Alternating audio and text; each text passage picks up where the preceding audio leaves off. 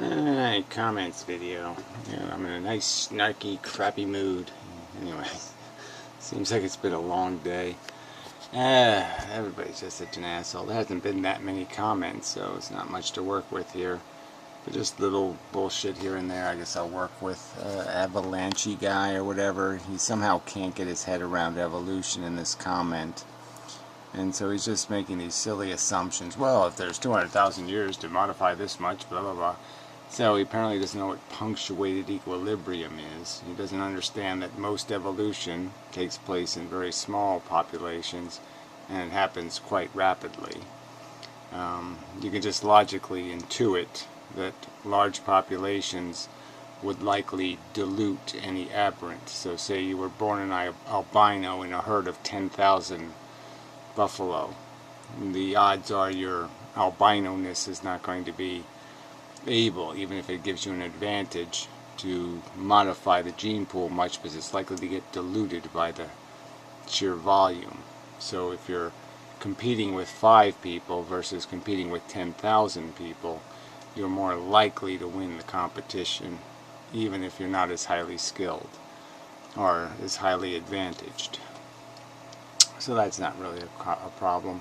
And he talks about why would we lose our tough skin and do this and do that, and all those things are all because of how we evolved. I mean, all the races basically developed over a small period of just 40,000 years, and we can see that how rapidly we change to environmental circumstances. We body hair changes, lots of aspects of our bone structure changes. So, you can have quite substantial modifications over just a short period of time. So in the 200,000 years since fire was routinely controlled, let's say, or is evidence to be under human control, humans have been living a more civilized life. They've been eating cooked food. They've been, probably living with animal hides as coverings. And there'd be a different kind of lifestyle with living in caves. These kind of things are likely to modify your shape and structure, your body type, your body weight. A lot of different things change. So the strength you need, strength becomes maybe more about endurance. How far can you roam? How far can you walk? Not how fast can you climb a tree. So there's different environmental pressures to acquire a different skill set if you're acquiring your sustenance through cutting grass. I mean, for grass cutters, maybe being shaped like a chimpanzee isn't the way to go. I mean, it's not that hard to figure out. And obviously there's no other alternative theory. So if you have a problem with evolution, you should think about evolution a little harder, because it's the obvious answer. The answer of something planted us here is plainly silly. So, you're being a bit of an ass. Anyway, Vic Mackey 24, fuck you. Anyway, I'll just read it. Gary, listening to the exchange about the population issue, and I think you missed the guy's point. This is about a conversation, I guess, I don't know, it was last Saturday, where some asshole basically was arguing that if we had declining human population, a bunch of people somehow would get all panicked, and they would start paying people to have babies and doing all kinds of having babies themselves because they were scared the human race might go extinct or something. And I just pointed out, I don't think there's any evidence for that.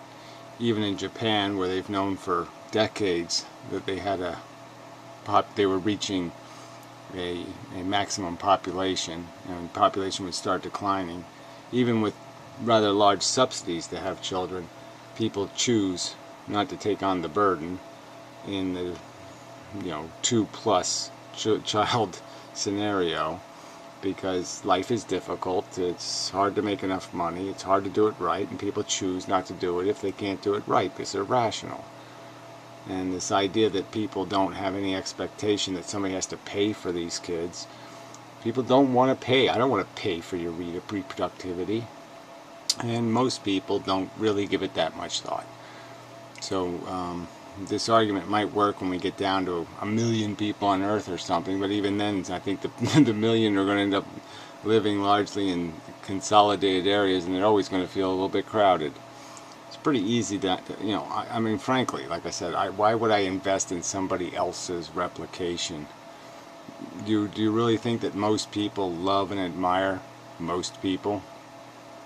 I mean, do you think most people look at the human race and say, gee, those are all such special people, let's make more of them? People have babies because of their own ego agenda, because they want to make a baby. That's why there's kids waiting to be adopted.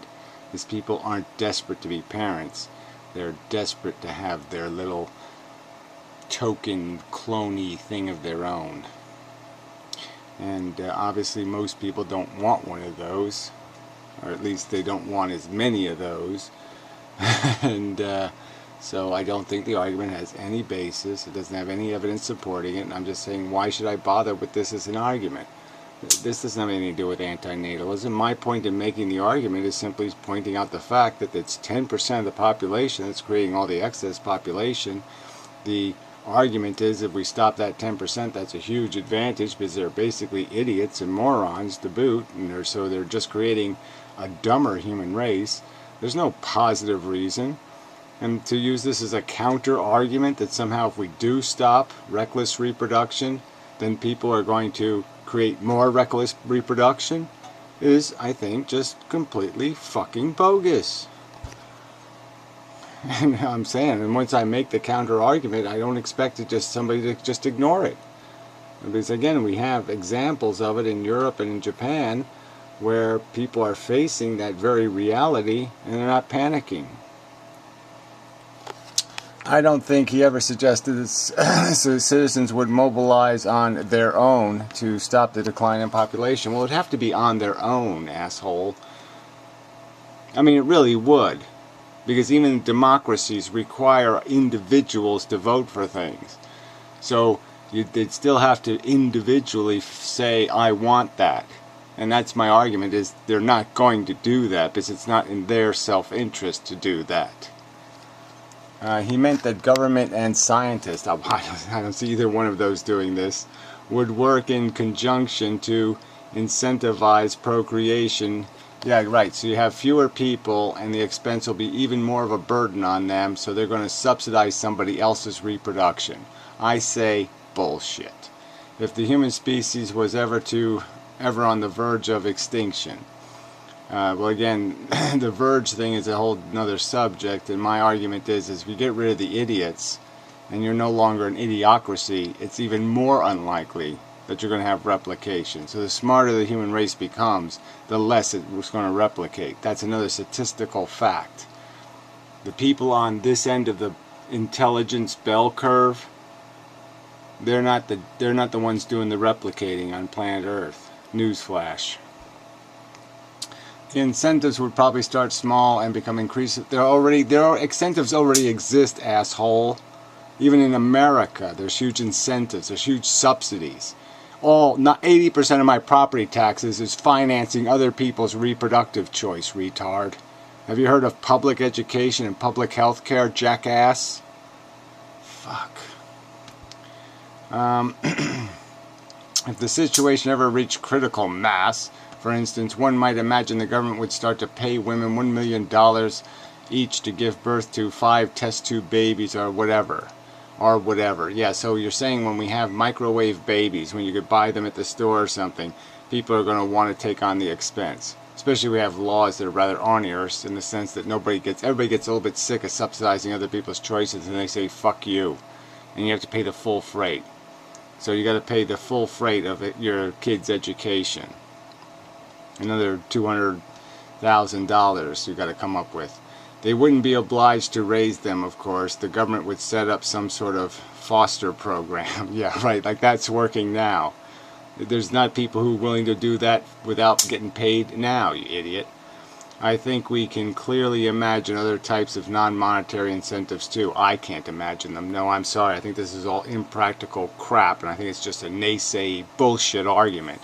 And I think you absolutely suck to throw this nonsense in my face like I have to deal with it. Anyway, I think this guy is making a pretty reasonable point. Well, I think you're a cunt. And I wish you hadn't been so quick to ban him. I gave him fair warning. I'm not going to say this. I'm not going to make the same argument 5 times, and the asshole kept ignoring it, alright? Again, Japan exists right now. Are the Japanese people in panic? No. We might have gotten a more intellectually stimulating conversation. Look, go fuck off, alright? Just fuck off. Jesus Christ. Fucking little putz. You do it. Let's see you come up with an intellectual conversation, you mamby-pamby pussy shithead. Fucking people. Alright, this is some kind of bullshit fucking, I don't know, libertarian shit, I think. Ugh, the amount of ignorance in this video is astounding. Bitcoin doesn't care what you think about it. Gee, I don't think I was making the argument that Bitcoin cares. It provides value. No, there's no value in a Bitcoin, and solves previously unsolved problems. Like what? And most of all, it's efficient at what it does. Okay, so here's the idea. You pay a transaction fee to take your money out of some place it is now, cash, wherever it's in, and you have to pay somebody to buy Bitcoins. Now the payment process is you can't use Bitcoins to buy your Bitcoins, right? So you have to use some kind of PayPal or some kind of credit card or some kind of money order or some kind of mechanism to buy your Bitcoins. So that's going to be slow. If you got to use a money order, I mean that could take a week, you're right, to get processed and be actually transfer the money. And you got to physically get the money order. Can't get that by mail. So that's not too efficient. And then when you go to sell your Bitcoins, you're going to have the same problem, but now you're going to be the one taking you're going to have to kind of demand cash, right? Because if you don't demand cash, then somehow you're going to have to pay the credit card fees. So you're going to be out, whatever, 3 to 5% on your sale price.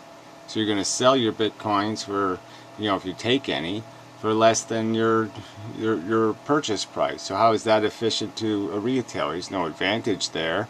And he's holding a commodity that may devalue at any moment, could evaporate entirely, because it has no intrinsic value. Okay, if there were one thing that will ensure success in capitalism, it's efficiency. Capitalists are so stupid because they think it creates efficiency. They think competition creates efficiency. And what often it creates is disgusting inefficiency, where 3 different companies build, like say, put a storefront up. They all build a store, they all pay to finance it, they pay the employees, they do all this stuff, and then 2 of them end up going out of business. And so then you create all that infrastructure, it goes fallow, losses are taken all over the place, people's lives are disrupted, and then the store that remains was running so inefficiently when it was competing that now it has to raise prices to make back the money it owes, because it probably had to take out a few loans. And so how did that create efficiency? That's sort of the definition of inefficiency. When you create if you have a competition that doesn't make all of the competitors stronger, and it makes some of the competitors weaker, that's called inefficiency. Okay, that's called the price of doing business. The price of failure isn't free. The price of failure isn't free. That's what these capitalists don't understand. That there's a real price to be paid for this competition. Competition doesn't create more efficiency, it often creates more inefficiency. If it does something cheaper or better, it will be adopted and push out the less efficient predecessors. Oh, okay. Well, they're not really predecessors, they're competitors. And yes, again, then that pushing out process is somehow free. Nobody has to pay for it. Bankruptcy is free. Nobody pays for bankruptcy. Isn't bankruptcy a huge price of doing business? Isn't bankruptcy mean that sometimes businesses don't get paid? creditors don't get paid, and that means somebody else has to pay the bill. Isn't that what that means? If somebody doesn't pay their electric bill, doesn't that mean that everybody else has to pay for it, essentially, the electricity used? That's right. Try spending $10,000 of value. Try sending $10,000 of value somewhere, anywhere, but locally for in less than 10 minutes for less than a cent. You can't do that now, and you can't do that with a Bitcoin. So that's the big lie here. He just ignores the fact that you have to have the Bitcoin in a wallet for that to happen, and to get into a wallet you're going to have to expend some time and money to get it in there. And once it's in that wallet, it's not FDIC insured, it's not protected really in too many ways, and it just sits there, no interest, no guarantee of retaining its value, and but you have to have it in there to be able to use it. So you have to put enough in there to make this expenditure thing worthwhile, or every time you keep refilling your wallet you're going to have to pay fees to PayPal or a credit card company. And then again, who's going to take this Bitcoin? You can't, like I said, the retailers aren't going to want to take it because they're going to have to resell the Bitcoins, and they're going to have to pay some middleman to do the selling for them, because they're not going to want to sell them. Anywhere but locally in less than 10 minutes for less than a cent. You can't do that now. There are a million other things Bitcoin enables. A million other things. What, tax evasion? That were not even possible, or the transaction cost of them would be too high for them to be practical. Well, I don't know if it's a million other things that the average consuming human needs. So whatever these million other things are, I don't really know what they are. So what do you want me to say? But the fact is your Bitcoins right now are just some sort of speculator's playground, and they have no intrinsic value, and they have no durable, proven function. That's not exactly my definition of efficiency, retard. Alright, so this guy says Bitcoin is a monetary sponsored whitewash. To whitewash. It's not much of a comment. He says how? It's a protocol no one owns it, so no one single organization has control over it. Well, let's not be too stupid about this. It's there is some control in the fact of there are businesses that are closer to its core than others. You could argue. It only has value because people value it. Yeah, exactly. It only has value, like a stock or something, because people are confident that it's still going to have value tomorrow. But as soon as that confidence is shaken, maybe all of its value will just disappear. And it's completely voluntary, where again, no one forced me to create a PayPal account. Unlike the US dollar, which only has value because it is the only currency you can buy oil in. That's not why the US dollar has value. US dollar's primary source of value is the fact that it's the only thing you can pay taxes in. So the oil thing just makes it easier for us to sell bonds and stuff, because other countries have to get rid of their dollars, and they'll buy US assets with them. Oil in because we invade any country that wants to sell it in yuan or any other currency. Well, like I said, you could sit there on a computer for a pretty long time modeling the value of the dollar and what matters it makes in the fact that oil is denominated first in dollars. But I don't think in those models you'll find much distinction if you changed it to euros or something else. I think that's more of an image over, style over substance kind of issue. The bottom line value for the dollar will always be the fact that you're going to have to get some to pay your taxes. And the value of those taxes are going to be decided based on the value of the dollar. So it's not that complicated. Let's see. Well, I guess I'll go to the other thing. This Eric Orwell guy is a real idiot. Yeah. Yeah, it's really... He gets into common law, which is really stupid. Law existed before federal governments. Common law. Yeah, like, again, common law was just basic principles, but common law didn't mean anything without a court to impose it. So the court always had to be a king or a lord or some sort of...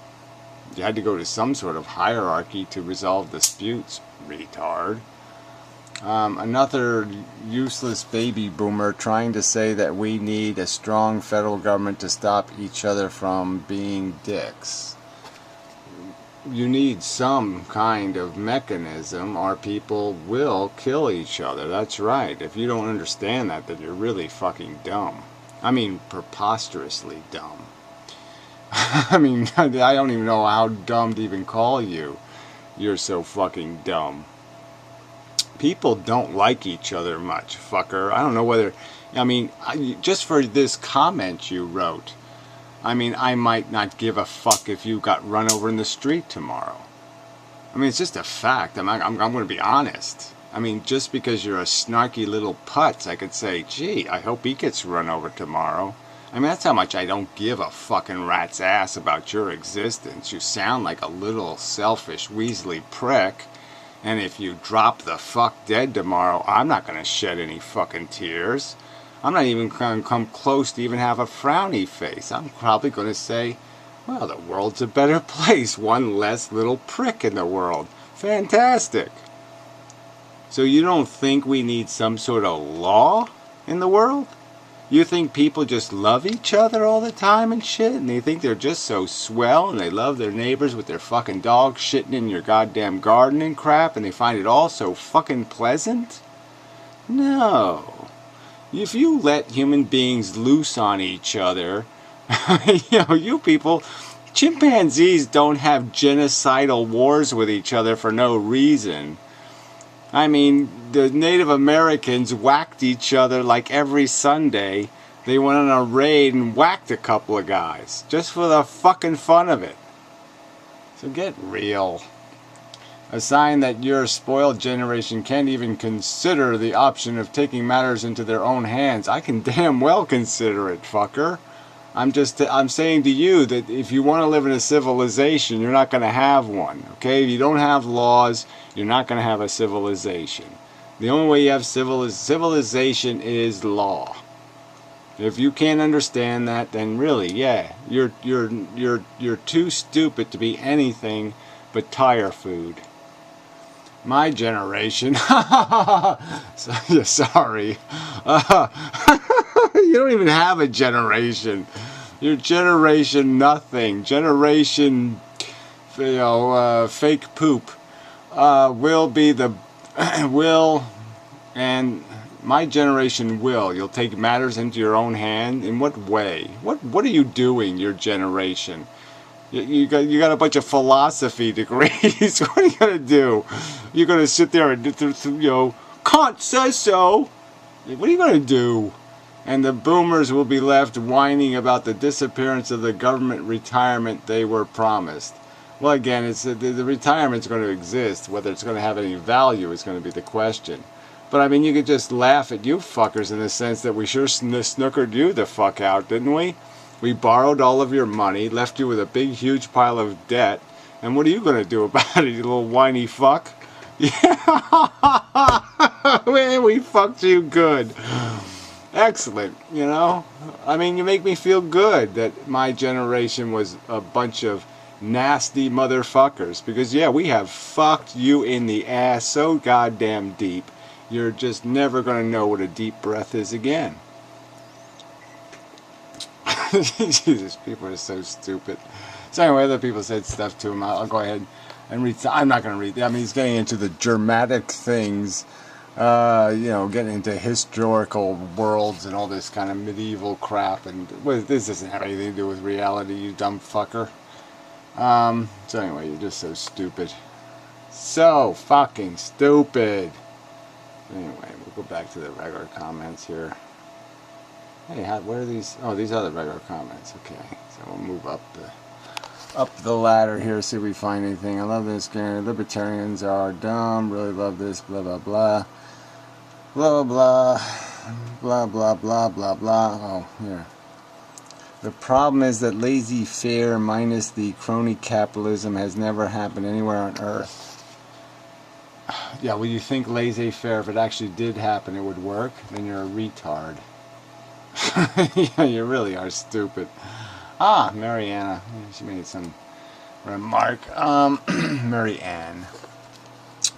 So I don't know why, I mentioned Greenspan just to make the point that even Greenspan, right? So even one of these capitalist whore shithead fuckers with the whole love affair with bankers and all this other shit, even he could figure out that the debt was getting too high and that deficits are going to get you in trouble. So even he could figure it out. That was my point. Anyway, former Fed Chairman Alan Greenspan was a libertarian and a follower of Ayn Rand, and, well, he hung out with her. And even though he was in a regulatory position, he didn't believe in regulation. Well, again, that's not really true. He was pretty soft. He, thought Social Security was satisfactory. He thought a lot of things were okay, not worth fighting over. Greenspan is at the top of the list of those responsible for markets and banking deregulation.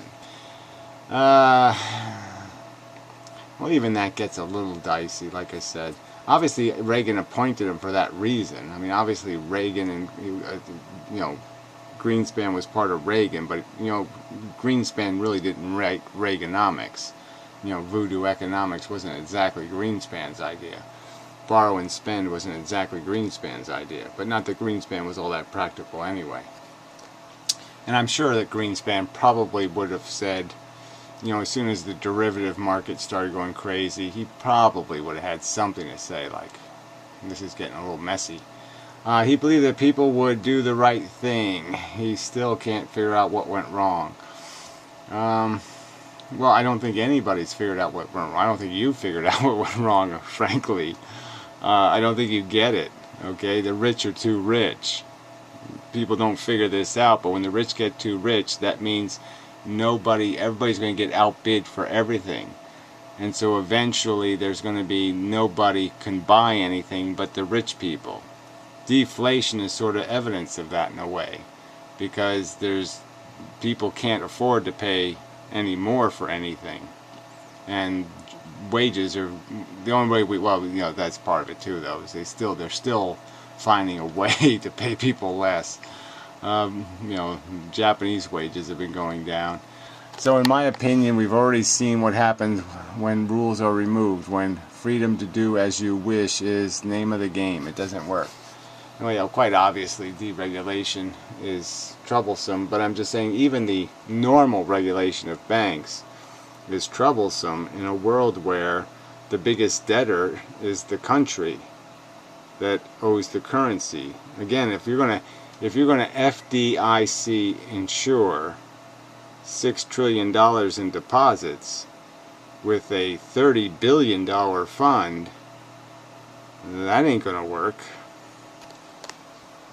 I mean, realistically, that sounds like a lot of trouble to me. Anyway, so Poker Face Todd. The most commonly used monetary aggregates or types of money are conventionally designated M1, M2. Oh, well, this doesn't have anything to do with my video at all. Look, you said it. How much cash is in circulation. All the other notes are notes. Okay, when you make a deposit, you're making an agreement with a bank. You're not making anything else. That's why you're getting paid interest. You're not getting paid interest because your money is cash. You're getting paid interest because your money has been converted into a note. You get that? Right? You wouldn't put the money in the bank unless the bank's going to pay you interest. The bank's paying you no interest, and well, now we have the convenience of being able to transfer money, so a lot of us might have money in the bank solely for that purpose. But without interest, part of you might just say, well, I might as well just shove it under the mattress or bury it in the yard. So you're an idiot. You're an idiot, yeah, I don't know. I mean, M1, how they designate what they consider to be the activity of the economy is all just crap. I mean, and what they don't really get to is, again, what part of this money is real? What part? How many times has the money been collateralized? Meaning, how many times has it been? Is the same asset been monetized as collateral? That's the danger of the economy. Is that people can go to the bank, have a debt slip, use that money to buy stock, then go to the bank again with its stock as collateral to loan more money, buy more stock, put that stock in the bank as collateral to loan more money. You see what I mean? That's the part that's a little hairy.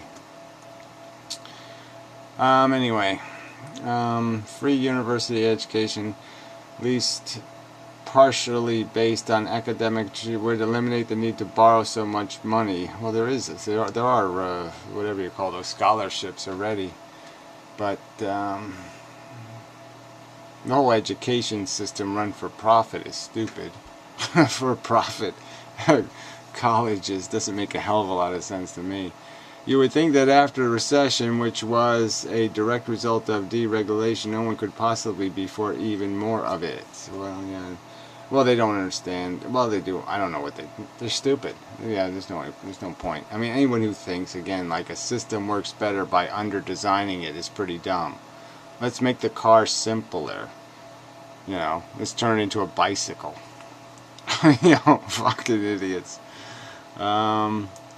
The landed classes have never had it so good and been surrounded by so much wealth. Landed.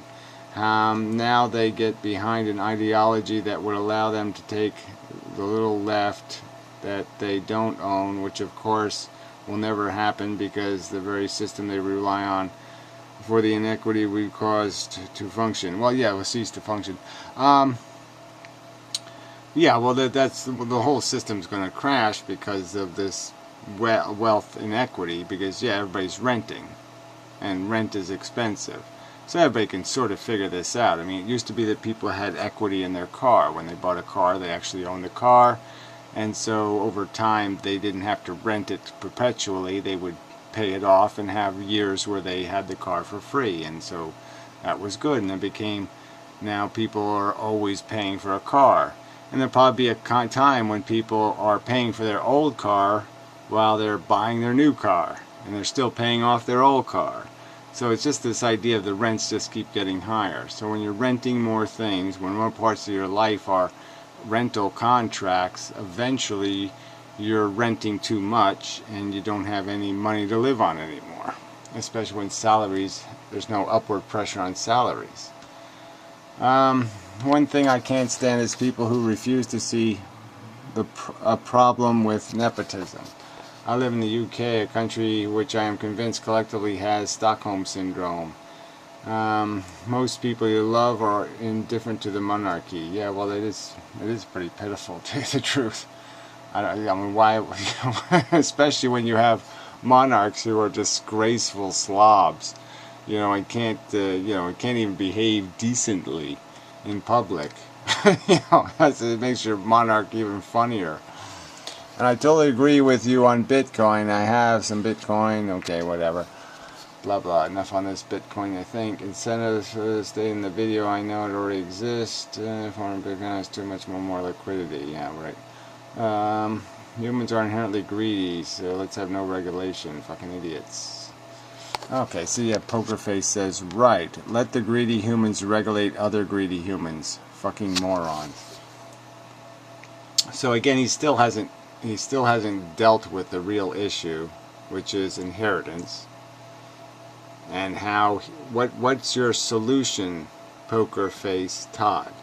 Again, explain to me what mechanism in your world, okay, would over time invisibly hand, okay, wealth out of the pockets of the empires, out of the Gettys or the Rockefeller or the Hurt. How would any of those empires fall?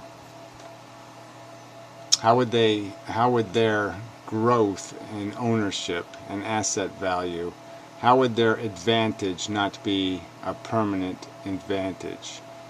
And that over time, some member of their class would continue to dominate the economy. Like even if a couple of them were alcoholics and lost all their money, it's just as likely that some other couple of them would be extremely aggressive and acquire even more wealth. And explain how they would ever, over time, lose control rather than gain more control. Idiot. Lazy narcissist. He's an idiot from what I remember. I must correct you, Gary. The word libertarian means anti-state socialists. You're an idiot. You really are an idiot. It doesn't, but whatever. Oh, he puts Chomsky in the category. These people you are arguing with are minarchists and whatever you want to call them. But anyway, it doesn't matter. You want to change titles, it doesn't matter to me. The idea is you are anti-government, which just means you're anti-law, you're anti-civilization, you're anti-reasonable behavior. You think there's such a thing as invisible hands that will fix things. And there aren't, and you are idiots. Okay, anyway. Clearly you know nothing about anarchism. It's not a workable system. Well, at least you admit that. Conformist Dave said, LOL, anti-state socialism. Yeah, that is funny. But it has a very fascinating history, and studying it helps to give you insights into the debate with the so-called libertarians. Well, I'm sorry, what fascinating history does anarchism have? Yeah, I don't think it has anything like a history. Who don't seem to see that capitalism is a threat your liberty just as much as the government is. Oh, that's hilarious. The government's not a threat. The government would be perfectly fine if capitalists haven't soiled it. What's wrong with the government? Oh, that's right. Capitalist interests have completely perverted anything called credibility or honesty. Alright, anyway, anyone that is selling speculative position in the market is in effect buying dollars. Oh, it's that avalanche asshole again. Speculating is effectively buying dollars, question mark. Yeah, I mean, again, the dollar, buying dollar, like buying the value of the dollar, is different than buying dollars. Actual cash is different, okay, than other notes you can buy that are denominated in cash. Bonds are denominated in cash value. They won't change, they stay, they are fixed on the value of cash. So when you buy them, they're a certain amount of dollars. When you sell them, it's a certain amount of dollars. Not $1970, but the new dollar. Whether it inflates or deflates is what its value is. So cash becomes the standard, okay, that the other things are tied to. So that's the distinction.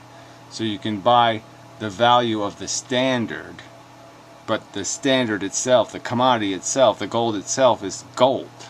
And dollars are a thing in and of themselves, and there's only a certain number of them. Yeah. Currency is a prerequisite to modern civilization as a universal medium of exchange. Well, at least you got that right. Unfortunately, like many other things on the planet, like lizards control currency. Well, again, the currency is not in trouble.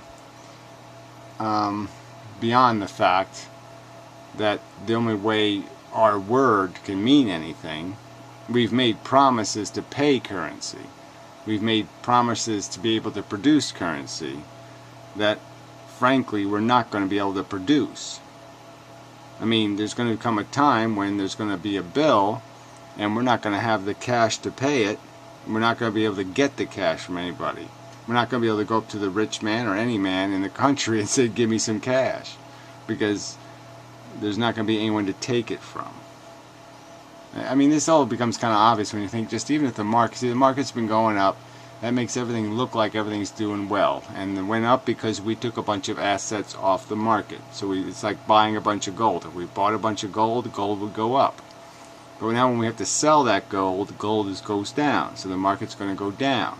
When the market goes down, revenues are going to go way down to the U.S. government, because now a bunch of stockholders are going to claim losses. And they're not going to pay as much in taxes. And so revenues to the government will go down at the very time the government's going to then need to borrow more money. And it can't borrow more, it can't issue more bonds when it's already issuing a bunch of other bonds that it bought from before. So it'd be issuing twice as many bonds, and the only way it can sell those bonds, it's going to have to increase the premium on it. It's going to have to pay people a lot more extra to buy them.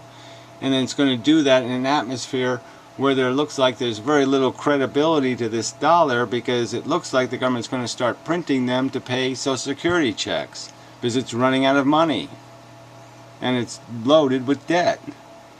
So there doesn't seem to be any real way out of this scenario, that you're going to have to pay higher bond rates because only an idiot is going to buy a 10-year bond thinking there's not going to be any inflation, when there appears to be every indication that the government can't even pay a tiny percentage of the FDIC insurance that it's supposed to be claiming to have issued.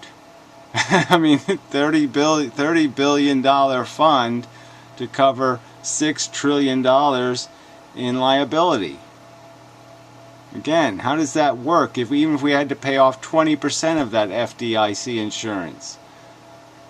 You know, that's $2 trillion. Were we just going to make that out of air? So that ain't going to work. Anyway. Isn't this stupid? I don't even know what this is. The definition of free will to me is God. I'm free if I'm God. Again, how would God even be free? I mean, you know, God's still got to do some kind of linear process, right? I mean, God existed forever before he thought of making humans. So obviously he has a will that has to be made. I mean, he has to think of the idea. So even God isn't free to just do it. He has to wait for it to show up as an idea. You know? So, yeah, free is a stupid word anyway. Free is just a stupid word. There's no such thing as free. All there is responsibility or obligation or some other confinement. But once you remove the confinement, free is not a, you know, it's just not a word. If there isn't something that can possibly unfree something, there's really no concept of free. And with will, there's just no concept of free. There's just things that control it. There isn't anything else. It's intrinsically a controlled mechanism. It's intrinsically evidence of control. There just isn't anything. You take away the control and there isn't any such thing as a will. Anyway, this Pokerface Todd guy is one of the biggest George Zimmerman defenders on YouTube. Oh, well, that's unfortunate. Yeah, so he's a racist too. Oh, what a charming fuck. He could be tire food too, and I really wouldn't care. That's how he got 1K subscribers. Yeah, I saw the 1,000 subscribers. I said, how does this inarticulate boob have 1,000 subscribers? I mean, he makes shitty videos. You know, anyway. He doesn't deserve any attention or respect. Well, whatever. You have to argue with the tire food that's out there. You know, the whole human race is, you know, 99% pure asshole. So you're stuck with an asshole no matter where you look. I mean, even people like, you know, the modern mystic. Not a dumb man, but man, you know, way too much of an asshole.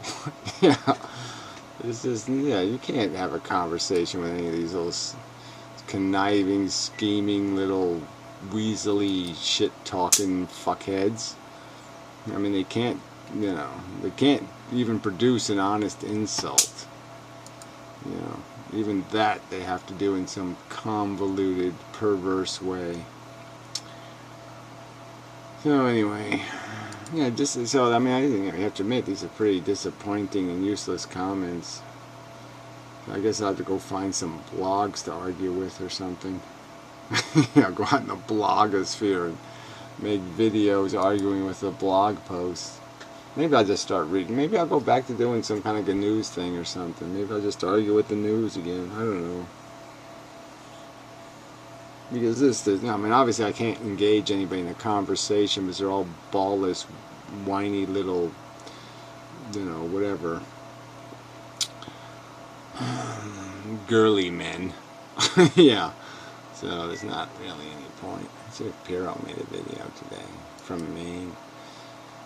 Yeah.